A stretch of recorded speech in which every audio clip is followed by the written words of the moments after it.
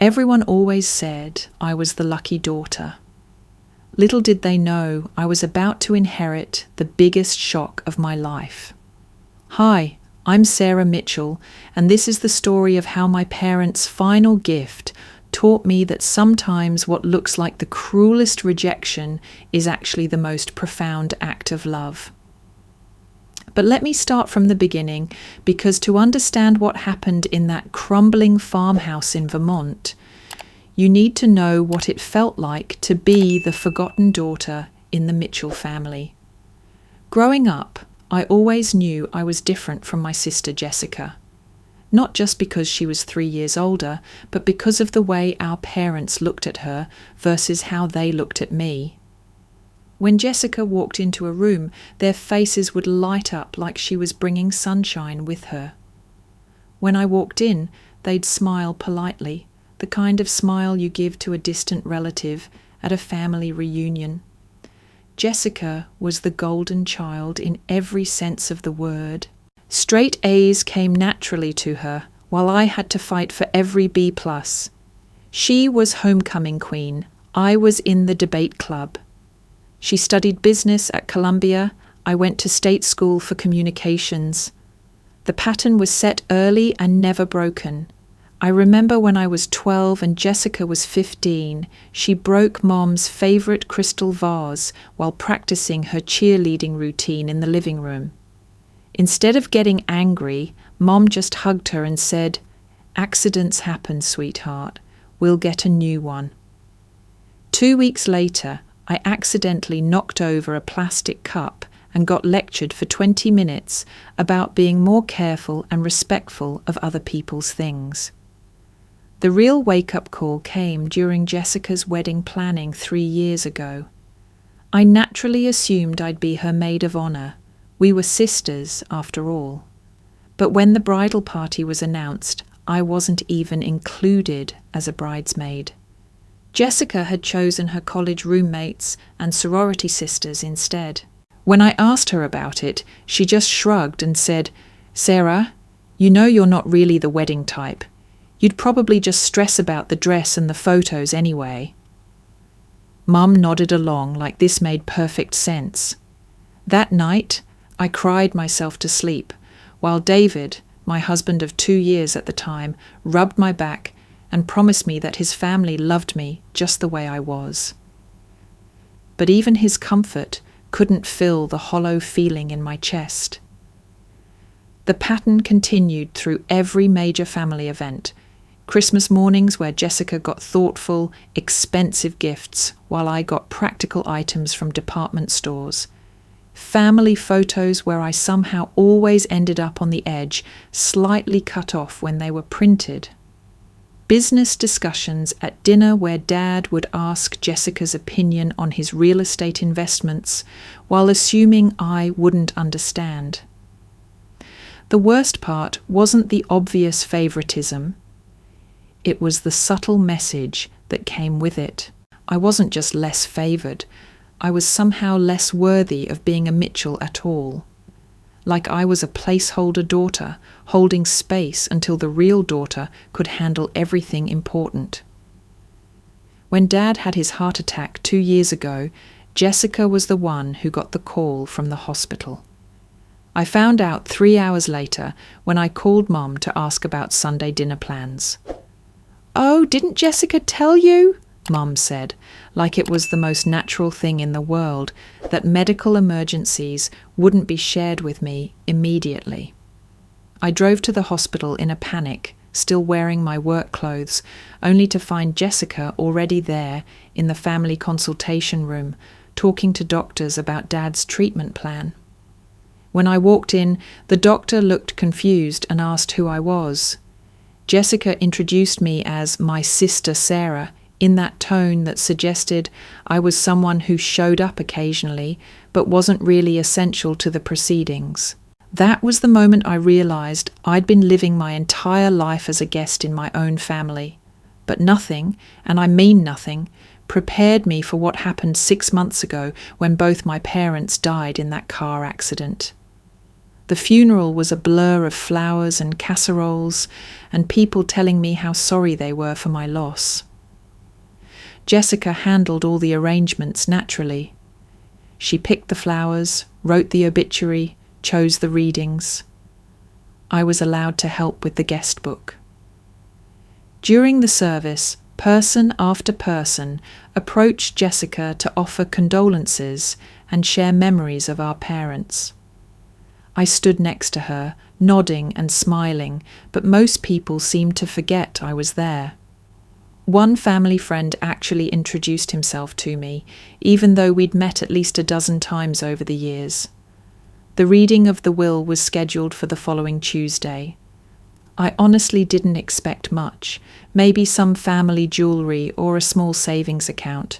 Jessica was clearly the heir apparent, and everyone knew it. David and I sat in the lawyer's office, holding hands while Mr. Peterson, the family attorney, cleared his throat and began reading the formal language of the will. Jessica sat across from us, composed and confident, occasionally nodding like she was already familiar with the contents. The first few items were exactly what I expected. Jessica received Dad's business holdings, Mum's jewellery collection, the family photos, and various other sentimental items. Each bequest came with loving language about her being our pride and joy and the daughter who embodies everything we hoped for. Then Mr. Peterson paused and looked directly at me. To our daughter Sarah, he read, we leave our penthouse apartment in Manhattan, along with all furnishings and contents therein. Wait, that wasn't right. Jessica owned the penthouse. She'd been living there rent-free for the past 2 years while she established her marketing firm. I looked at Jessica, confused, but she just smiled that patient smile she'd perfected over the years. Mr. Peterson continued reading. Actually, I apologize, he said, adjusting his glasses. Let me reread this section. The Manhattan penthouse, valued at approximately $3.2 million, goes to Jessica Ann Mitchell. My heart sank, but I forced myself to keep listening. To our daughter Sarah Michelle Mitchell, he continued, we leave the farmhouse property in Woodstock, Vermont, along with all buildings and land associated therein. Vermont? What farmhouse in Vermont? David's hand tightened around mine. I could feel his confusion matching my own. In all my 32 years, I'd never heard my parents mention owning property in Vermont. Mr. Peterson must have noticed our bewilderment, because he looked up from the will and said, The Vermont property has been in your family for quite some time, Mrs. Mitchell. Your parents purchased it in 1987 but rarely used it. I believe it's been sitting vacant for several years. Jessica finally spoke up, and her voice carried that familiar tone of gentle condescension. Well, at least you got something rural and peaceful, Sarah. You always did prefer quieter places. That was news to me. When had I ever expressed a preference for rural living? But before I could respond, Mr. Peterson was moving on to the remaining items. Bank accounts, investment portfolios, Dad's car collection, all going to Jessica. The meeting ended with handshakes and promises to be in touch about transferring titles and properties. Jessica hugged me and said something about how everything worked out perfectly for both of us.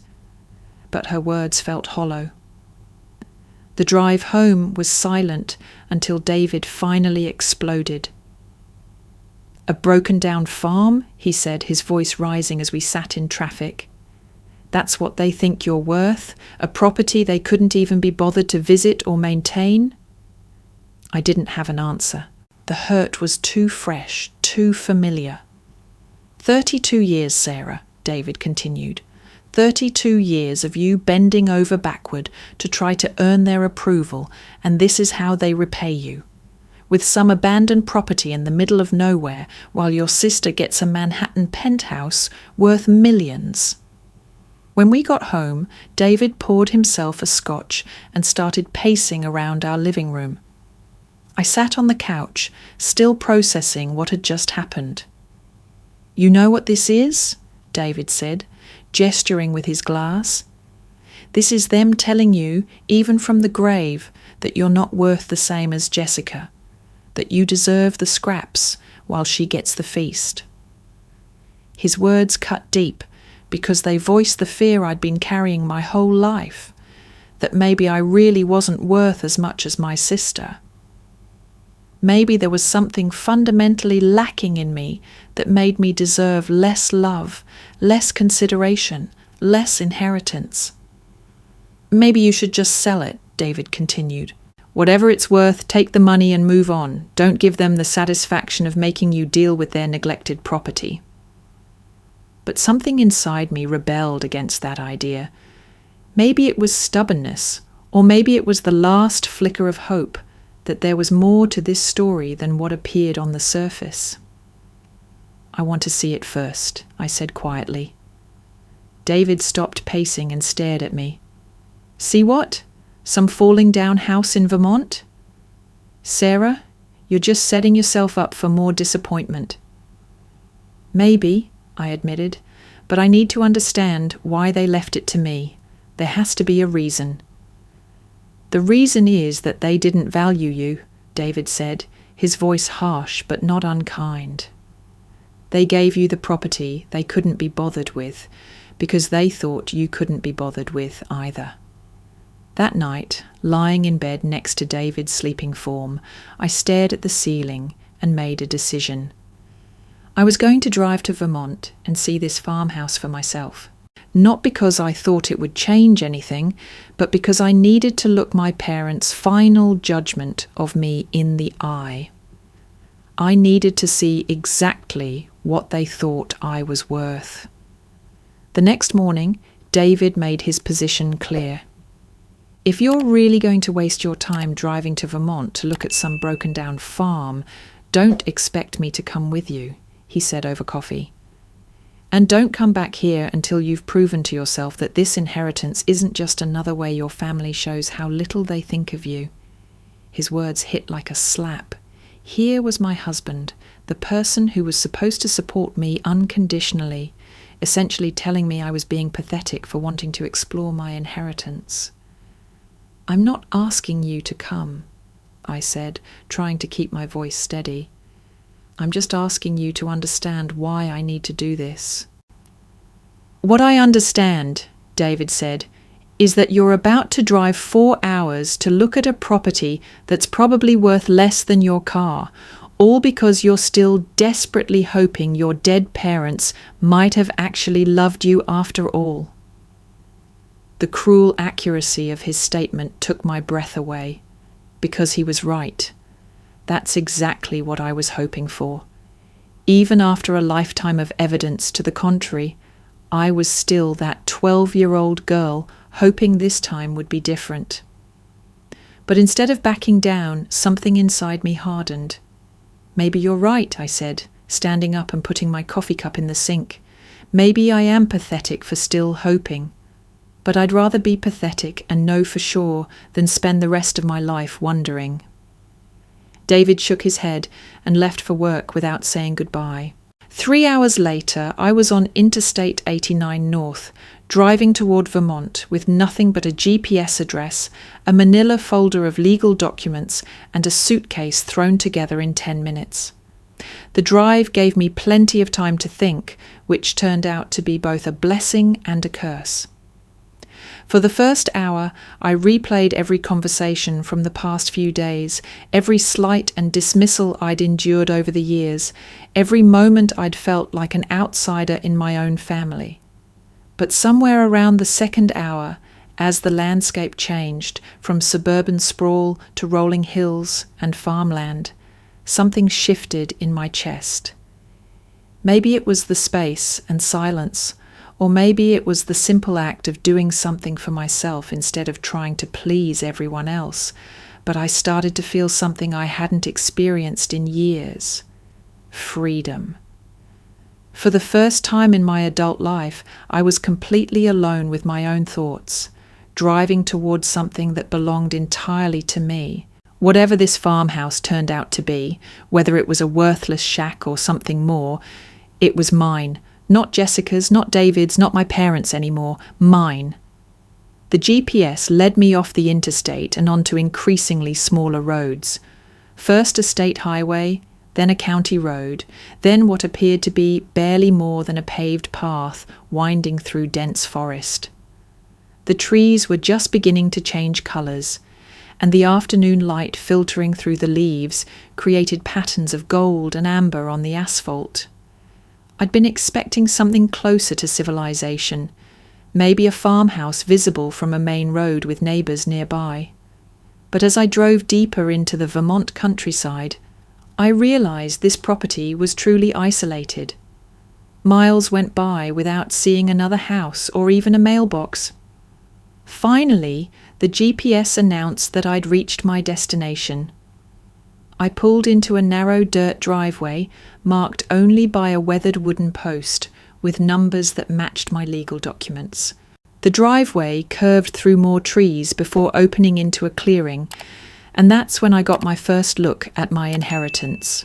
The farmhouse sat in the middle of about an acre of overgrown grass, surrounded by dense forest on all sides. It was a 2-story white clapboard house with green shutters, or at least what had once been white clapboard and green shutters.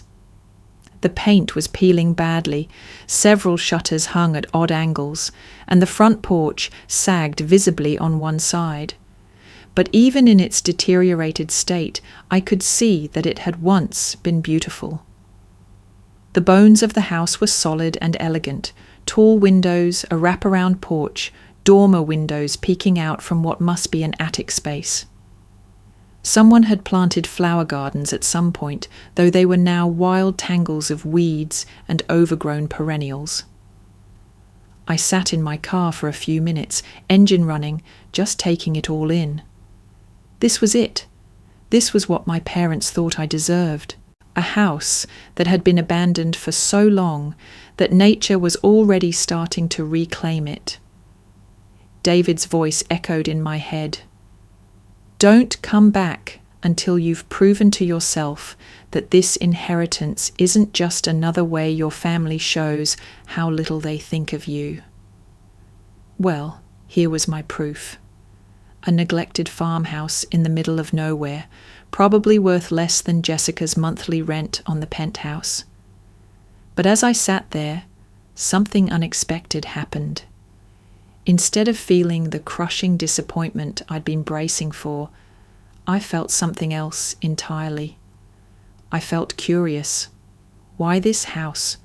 Why this location?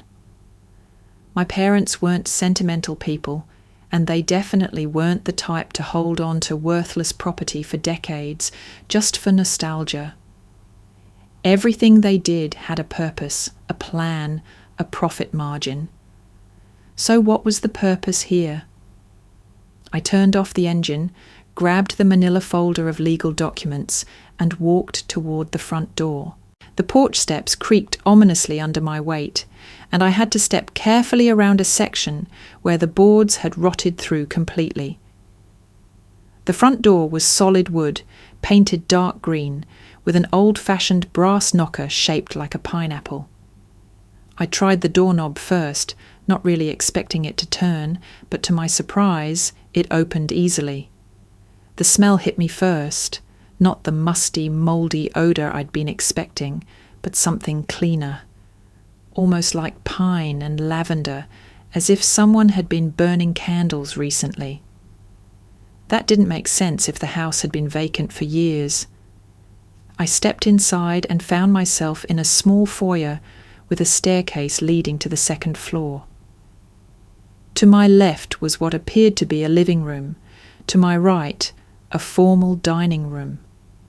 Straight ahead, I could see through to what looked like a kitchen. The house was furnished, which was another surprise.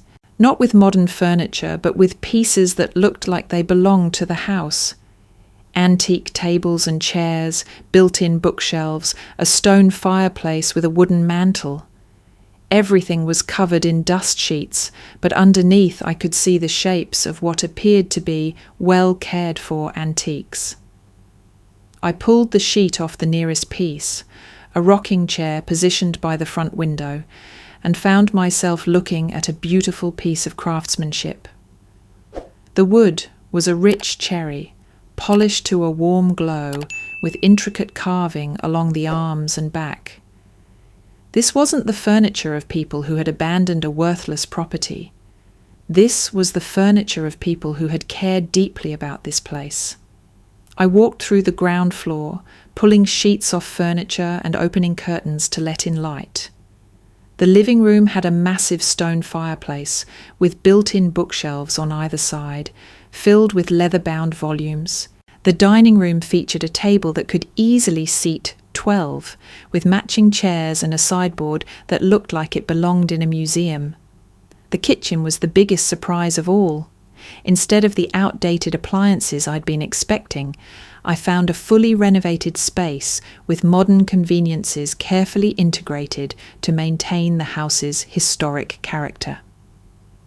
Granite countertops, stainless steel appliances, but with details like hand-carved cabinet doors and a farmhouse sink that looked original to the house. Someone had put serious money into this renovation, and recently. This wasn't a neglected property at all. I climbed the stairs to the second floor, my confusion growing with each step. 4 bedrooms, each one beautifully appointed, with antique furniture and original wide plank floors that had been carefully restored. 2 full bathrooms with modern fixtures but period-appropriate design. In the master bedroom, I found something that made my heart stop. On the dresser, in matching silver frames, were family photos I'd never seen before. Photos of my parents, but not the formal portraits I was used to. These were casual shots, Dad laughing while chopping wood, Mom reading on the front porch, both of them working in what appeared to be a vegetable garden. They looked happy. More than happy. They looked peaceful in a way I'd never seen them in my entire life. I picked up one of the frames and studied the photo more closely.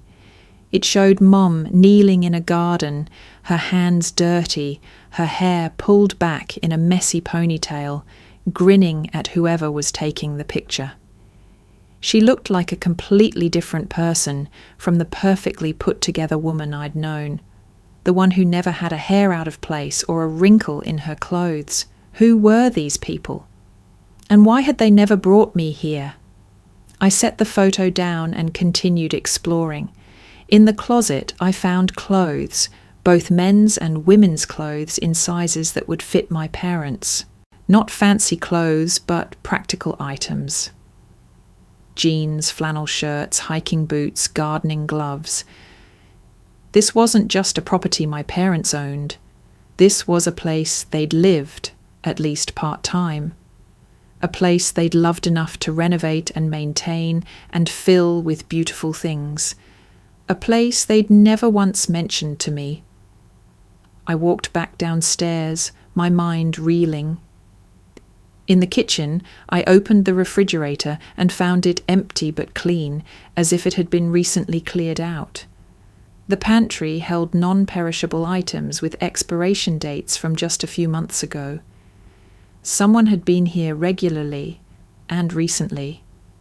I pulled out my phone to call David, to tell him about what I'd found, but there was no signal.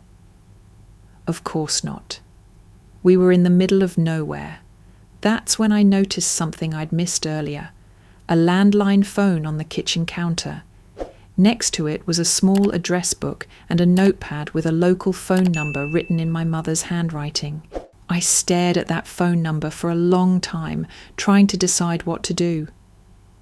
Part of me wanted to get back in my car and drive home, to pretend I'd never seen this place or these photos or this evidence that my parents had lived a completely different life than the one I'd known. But the bigger part of me, the part that had been hungry for truth my entire life, picked up the phone and dialed the number. It rang 3 times before a man's voice answered. "William's Law Office, this is Tom." "Hi," I said, suddenly unsure of what to say. "My name is Sarah Mitchell. I think..." I think you might have been expecting my call. There was a pause, and then the voice became warmer, more personal. Sarah, yes, I've been wondering when I'd hear from you. I'm Tom Williams. I was your parents' attorney here in Vermont, and I've been taking care of the farmhouse since they passed. I'm so sorry for your loss. Thank you, I managed. I'm actually at the house right now, and I'm a little confused. This doesn't look like an abandoned property at all. Tom chuckled, and I could hear him settling back in his chair. No, I imagine it doesn't. Your parents spent a lot of time and money on that place over the years. It was their retreat, their sanctuary. They came up here at least once a month, sometimes more during the summer. But I never knew about it, I said, sinking into one of the kitchen chairs. They never mentioned Vermont, never talked about having a second home. I know, Tom said gently. That was intentional. Your parents were very specific about wanting to keep this place private, separate from their life in the city. They said it was the only place they could truly be themselves. I thought about those photos upstairs, about the joy on their faces that I'd never seen before. Can I ask you something? I said. Do you know why they left this place to me instead of my sister? Another pause, longer this time. Sarah, Tom said finally, I think there are some things about your parents and this property that you don't know yet. Things that might surprise you. Would you be available to meet tomorrow morning? There's quite a bit we need to discuss. I spent that first night in the farmhouse in a state of restless anticipation. Tom Williams had agreed to meet me the next morning at 9, promising to bring documents that would clarify a few things about the property. His careful choice of words suggested there was much more to this inheritance than a simple family retreat. The house felt different in the darkness.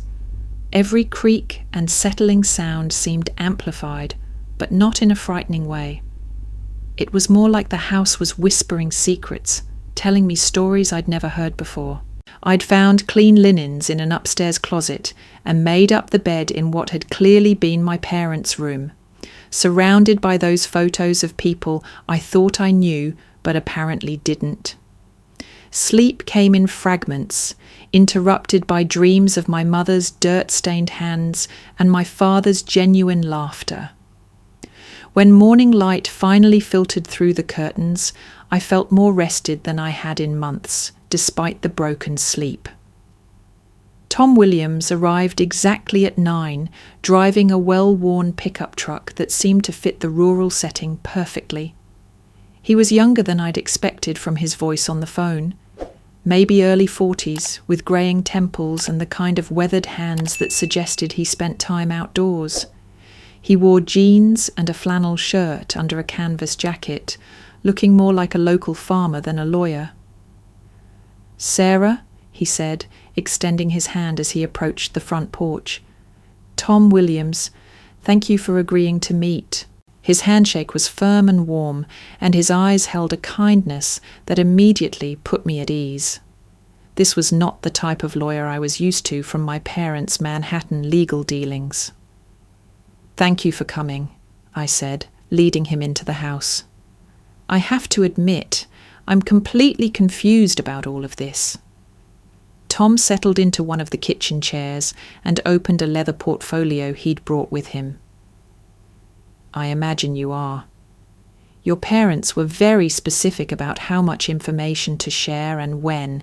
They wanted you to see the house first, to experience it for yourself before we talked. Experience what exactly? I asked, pouring coffee from the pot I'd managed to figure out that morning. Because this is nothing like what I expected to inherit. What were you expecting? Honestly? A run-down shack that they couldn't be bothered to sell. Something that would confirm what I've always suspected, that they considered me the disposable daughter. Tom studied my face for a moment, then pulled out a thick folder. Sarah, I think it's time you learned the truth about your parents and this property. But more importantly, I think it's time you learned the truth about why they left it specifically to you. He opened the folder and withdrew a document that looked like a geological survey. This farmhouse sits on approximately 200 acres of land. Your parents purchased it in 1987, not as a vacation home, but as an investment. A very specific kind of investment. Tom spread the survey map across the kitchen table, pointing to various marked areas. This entire property sits on top of one of the largest deposits of Vermont marble in the state. We're talking about Danby marble, the same stone used in the Supreme Court building and the Jefferson Memorial. I stared at the map, trying to process what he was telling me. Marble? Like valuable marble? Very valuable marble. The quarrying rights alone are worth approximately $5 million based on current market assessments. But that's just the beginning. Tom pulled out another document, a contract with a mining company dated just 2 years ago. Your parents negotiated a long-term extraction agreement that provides royalty payments for the next 30 years. The projected income is approximately $400,000 annually. The numbers swam in front of my eyes. $8.5 million, $400,000 a year. This wasn't a rundown farmhouse. This was a gold mine, literally sitting underneath my feet. I don't understand, I said weakly. If this property is worth that much, why did they give Jessica the penthouse? Why make it seem like I got the lesser inheritance? Tom leaned back in his chair, and I could see something like admiration in his eyes. Because your parents knew Jessica would have sold this place within 6 months. She would have taken the quick payout from the mining rights and never looked back. But you... He gestured around the kitchen with its carefully preserved antiques and lovingly maintained details. They knew you would take the time to understand what this place really is. What do you mean? Sarah, your parents spent 28 years coming to this house, creating a life here that was completely separate from their Manhattan existence. This wasn't just an investment property for them. It was their sanctuary, the place where they could be the people they really were, not the people they had to be in the city. Tom pulled out a letter, handwritten on my mother's stationery. They left this for you with instructions that I should give it to you after you'd spent one night in the house. My hand shook as I took the letter and recognized my mother's careful script. My dearest Sarah, if you're reading this, then Tom has told you about the marble, and you're probably feeling confused and perhaps a little angry. You're wondering why we never told you about this place, why we let you believe for so many years that Jessica was our only priority. The truth is complicated, sweetheart. When you were born, we were different people, driven by ambition and social expectations, focused on building a legacy that looked impressive from the outside. Jessica fit perfectly into that world. She was everything we thought we wanted in a daughter. Poised, ambitious, focused on success. But you, Sarah, you were something else entirely. Even as a little girl, you noticed things others missed. You cared about the bird with the broken wing, the elderly neighbour who lived alone, the classmate who sat by herself at lunch. You had a depth of character that made us uncomfortable because it forced us to examine our own values.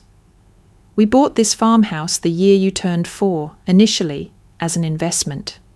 But the first time we brought you here, something magical happened. You walked through this house like you belonged here, like you understood something about it that we were only beginning to discover ourselves. You found the hidden door to the root cellar without being told it was there. You planted sunflowers in the exact spot where they would get the most morning light. You named the old maple tree in the backyard Grandfather and insisted we hang a swing from his strongest branch. This house changed us, Sarah. Being here with you, watching you thrive in this environment, made us realize that there was more to life than the competitive, materialistic world we'd built in Manhattan. We started coming here more often, using it as a retreat from the pressures of city life. But we made a terrible mistake. We thought we had to choose between our two worlds, our two selves. We thought Jessica belonged in the city and you belonged here, so we kept them separate. We convinced ourselves we were protecting you from the harshness of our business world, but really we were protecting ourselves from having to change. We never brought you back to Vermont because we were cowards, Sarah. We were afraid that if you saw this place again, you would ask questions we weren't ready to answer. Questions about why we were different people here, why we seemed happier, why we could be loving parents in this kitchen but distant ones in Manhattan. By the time we realized our mistake, too many years had passed.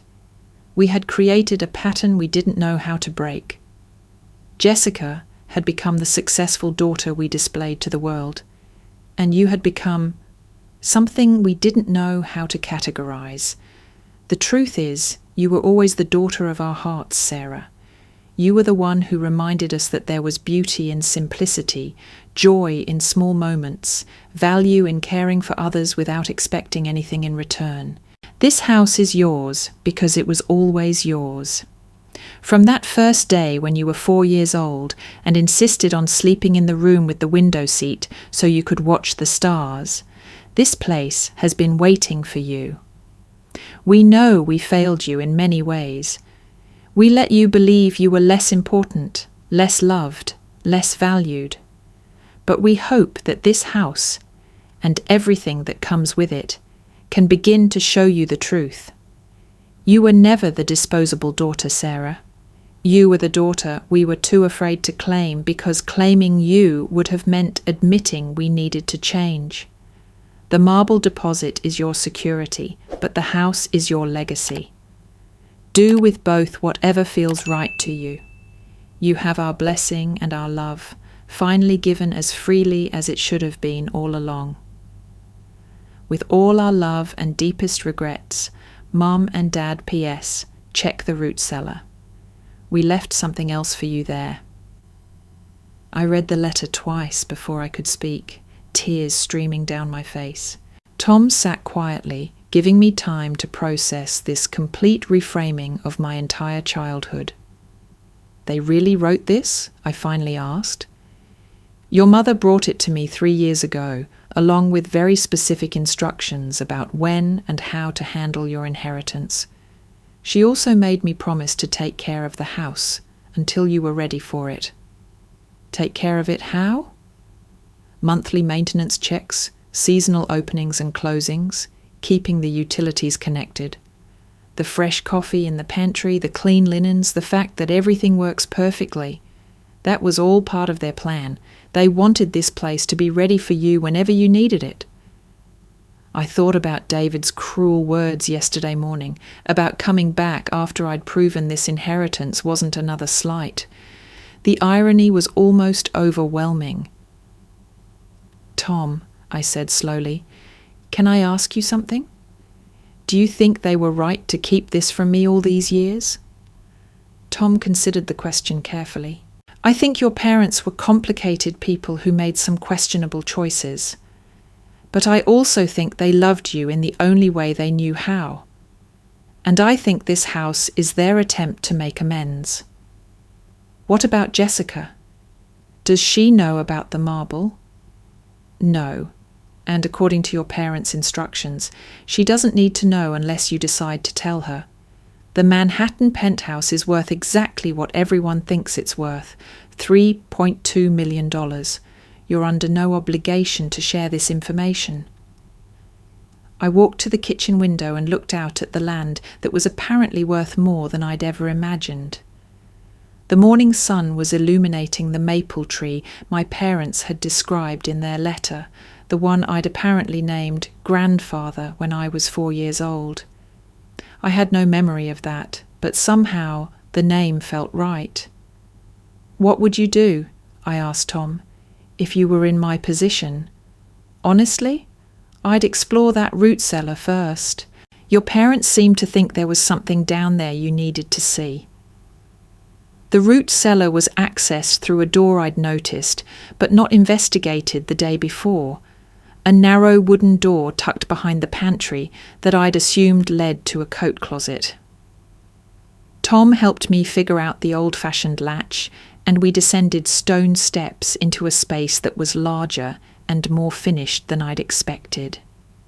Instead of the typical root cellar setup with shelves for preserves and root vegetables, this space had been converted into something like a family archive.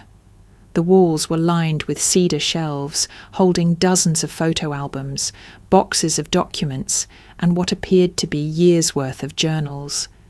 But it was what sat in the centre of the room that took my breath away.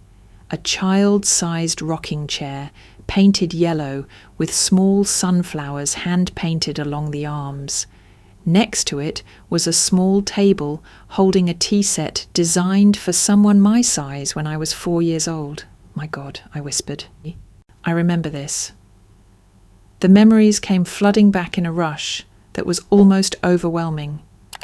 Summer afternoons having tea parties in this root cellar, which had felt like a magical underground palace to my 4-year-old self. My mother sitting in the adult-sized chair that was still there in the corner, drinking pretend tea and listening seriously to my elaborate stories about the adventures of my stuffed animals. My father building this furniture specifically for me, painting the sunflowers because I'd told him they were the happiest flowers. The feeling of being completely, utterly loved and cherished in a way that I'd somehow forgotten entirely. How could I have forgotten all of this? I asked Tom, running my fingers along the painted sunflowers. You were very young, and apparently your parents never brought you back here after that summer. I started pulling photo albums from the shelves, and each one revealed more memories I'd somehow lost. Pictures of me at 4 and 5 years old, running through these same rooms, playing in the garden, sitting in that rocking chair, reading picture books. In every single photo, my parents looked like the people from the upstairs bedroom, relaxed, happy, completely present. There were photos of me with dirt-stained hands just like my mother's, proudly displaying vegetables I'd apparently helped grow. Pictures of my father teaching me to fish in what must be a nearby stream. Images of all 3 of us working together to build what looked like a tree house in the backyard. We'd been a family here, a real family, the kind I'd dreamed of having my entire life. Why did they stop bringing me? I asked, though I was beginning to understand. Tom pulled out a journal from 1991, the year I would have turned 6. Your mother documented everything. According to this, there was an incident that final summer. He handed me the journal, open to an entry dated August 15th, 1991. Sarah asked today why we live in 2 different houses and why Jessica never comes to the Vermont house with us. She said she liked the Vermont mommy and daddy better and wanted to know if we could just stay here forever and be a real family all the time. Robert and I talked late into the night. We're living a lie, maintaining 2 completely different versions of ourselves. Our Vermont selves are who we really want to be, but our New York selves are who we think we need to be for business, for society, for Jessica's future. We can't keep doing this to Sarah. She's old enough now to see the contradiction. And it's not fair to ask a 6-year-old to keep our secret or to understand why we're different people in different places. We've decided we can't bring her back here until we figure out how to reconcile these 2 versions of ourselves. It's breaking my heart, but we can't keep confusing her about who we really are. The problem is, I don't think we'll ever figure it out. We're too committed to the New York life, too invested in Jessica's path, too afraid of what our friends and business associates would think if they knew we'd rather be simple people living simply. So we'll be the New York parents for both girls, and we'll keep Vermont as our private escape. It's not fair to Sarah, but I don't know what else to do. I closed the journal and sat down hard in my childhood rocking chair, which still fit me perfectly. They chose Jessica's path over mine, I said quietly. They knew who they really wanted to be, but they chose to be someone else because it was easier. It seems that way, Tom agreed, but they never stopped loving this version of themselves or this version of you. I spent the next hour going through more albums and journals, piecing together the story of my parents' double life. They'd continued coming to Vermont regularly for the next 27 years, but always alone. They'd maintained this house as a shrine to the family they'd chosen not to be, the life they'd decided they couldn't live. In the more recent journals, the regret was palpable. Entry after entry about missing me, about wondering what kind of person I'd become, about whether I'd inherited their love for this place and this simpler way of being. There was an entry from just 2 years ago that made me cry. Watched Sarah at Jessica's engagement party tonight. She spent the entire evening helping the caterers and making sure the elderly guests were comfortable while Jessica held court with her friends. Sarah has become exactly the kind of person we hoped she'd be. Caring, thoughtful, genuinely interested in others. But she looked so alone in the crowd. We've trained her to be invisible in our Manhattan world, and now she believes that's what she deserves. I want to bring her here so badly, to show her these photos and tell her the truth about who she really is to us. But how do you explain 25 years of pretending to be different people? How do you tell your daughter that you've been loving her from a distance because you were too cowardly to change your public life? Maybe someday she'll find her way here on her own. Maybe this house will call to her the way it always has to us. Maybe she'll understand that love isn't always expressed in the ways we expect. Tom, I said, wiping my eyes, I need to ask you something, and I need you to be completely honest with me. Of course. Do you think they really loved me? Or do you think this is just an elaborate way of dealing with their guilt? Tom was quiet for a long moment, considering his answer. Sarah, I spent 6 years working with your parents on various legal matters related to this property. I saw them here dozens of times, and I can tell you with absolute certainty that this house was their sanctuary because it reminded them of you. What do you mean? Every conversation we had eventually came around to you. What you were doing, how you were handling your job, whether you seemed happy. They knew about your volunteer work at the animal shelter, your tendency to bring home stray cats, the way you always remembered the birthdays of people others forgot. How could they know all that? They paid attention, Sarah, from a distance, but they paid attention. Your mother knew you'd been unhappy in your marriage for at least 2 years before yesterday. Your father knew you'd been passed over for a promotion last spring and that it had hurt your feelings. I thought about all the times I'd felt invisible in my family, all the moments I'd been convinced they didn't see me at all. They saw you, Tom continued. They just didn't know how to bridge the gap they'd created. And they were terrified that if they tried and failed, they'd lose you completely. So they waited until they were dead to tell me the truth? They hoped you'd figure it out while they were still alive.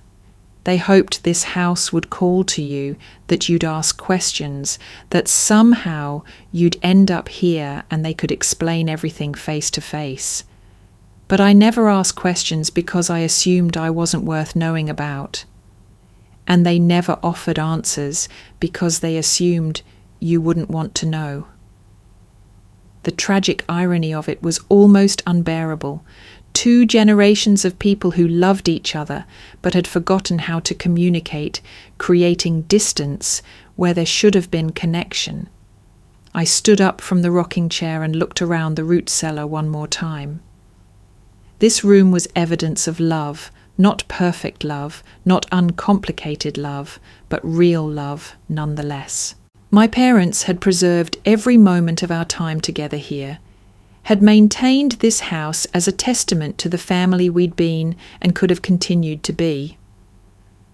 "Tom," I said finally, "I need to make some phone calls, starting with my husband." "Are you going to tell him about the marble?"